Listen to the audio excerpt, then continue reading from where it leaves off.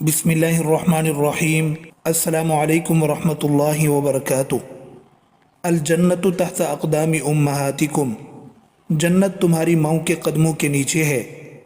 حضور صلی اللہ علیہ وسلم ارشاد فرماتے ہیں، قیامت کے دن سب سے پہلے جنت کا دروازہ کھلے گا تو دیکھوں گا کہ عورت مجھ سے بھی پہلے اندر جانا چاہتی ہے۔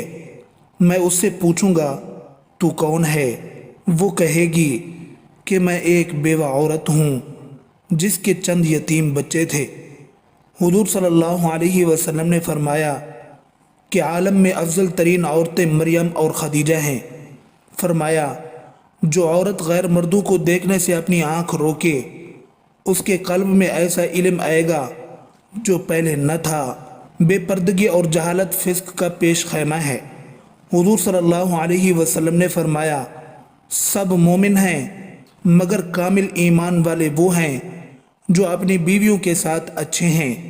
فرمایا جس عورت نے نکاح کیا اور فرائض ادا کیے اور گناہوں سے پرہیز کیا اور اس کو نفلی عبادت کا ثواب خدمت شوہر، پرورش اولاد، کاروبار خانہ داری سے ملے گا۔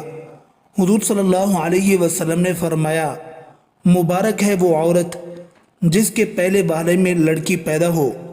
فرمایا جس عورت نے اپنے رب کی اطاعت کی اور شوہر کا حق ادا کیا اور شوہر کی خوبیاں بیان کرتی ہے، اس کے جان و مال میں خیانت نہیں کرتی، تو ایسی عورت کا اور شہید کا جنت میں ایک ہی درجہ ہوگا۔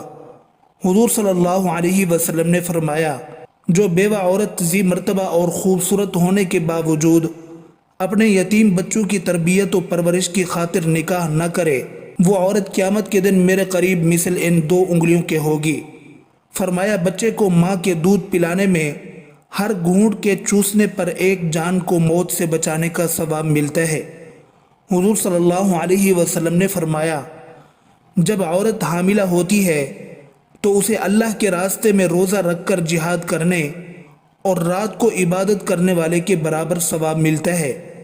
جس طرح بچے کے پیدا ہونے کی تکلیف کو کوئی مخلوق نہیں جان سکتی جو زچہ کو ہوتی ہے، اسی طرح اس کے اجر کا احاطہ کرنا بھی مخلوق کی عقل سے باہر ہے۔ اس کو اللہ تعالی ہی جانتا ہے۔ حمل سے لے کر دودھ چھڑانے تک بچہ کی ماں کو مثل جہاد کرنے والوں کے ثواب ملتا ہے۔ اگر اس دوران مر گئی تو اس کے لیے شہید کا ثواب ہے۔ رات کو بچے کے جاگنے سے ماں کو جاگنے پر 70 غلاموں کے آزاد کرنے کا ثواب ملتا ہے۔